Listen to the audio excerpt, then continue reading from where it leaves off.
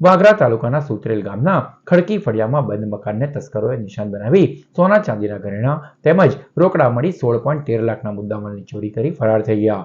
ચોરીની સમગ્ર ઘટનાને અંજામ આપવા આવેલ તસ્કરો સીસીટીવી કેમેરામાં કેદ થયા.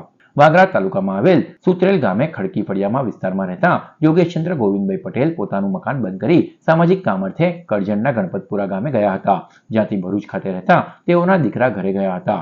તે દરમિયાન તસ્કરોએ ત્રાટકી મકાનના મુખ્ય દરવાજાનું તાળું તોડી અંદર પ્રવેશ કર્યો હતો અને ઘરમાં રહેલ સોના ચાંદીના ઘરેણા તેમજ રોકડા મળી 16.13 લાખના મુદ્દામાલની ચોરી કરી ફરાર થઈ ગયા હતા. આ તરફ મકાન માલિકે પોતાના ઘરમાં લગાવેલ સીસીટીવી કેમેરા ચેક કરતા અજાણ્યા તસ્કરો ચોરીની ઘટનાને અંજામ આપતા નજરે પડ્યા હતા. ચોરી અંગે વાગરા પોલીસે ગુનો નોંધી સીસીટીવી કેમેરાના ફૂટેજ મેળવી તપાસ હાથ ધરી છે. ભરૂચ એલસીબીએ પૂન ગામમાંથી વિદેશી દારૂનો જથ્થો ઝડપી પાડ્યો હતો, જ્યારે બુટલેગર સહિત 2ને વોન્ટેડ જાહેર કર્યા. ભરૂચ એલસીબીનો સ્ટાફ અંકલેશ્વર વિસ્તારમાં પેટ્રોલિંગમાં હતો તે દરમિયાન બાતમી મળી હતી કે નવા પૂનગામમાં રહેતો બુટલેગર વિજય ચૌહાણ પૂનગામની સીમમાં નહેરની બાજુમાં વિદેશી દારૂ સંતાડી રાખે છે અને જથ્થાની અજય વસાવા રખેવાળી કરે છે. બાતમીના આધારે પોલીસે દરોડા પાડ્યા હતા. પોલીસે સ્થળ પરથી વિદેશી દારૂની 96 નંગ બોટલ મળી કુલ 9000થી વધુનો મુદ્દામાલ કબજે કર્યો હતો અને બુટલેગર સહિત 2ને વોન્ટેડ જાહેર કર્યા હતા.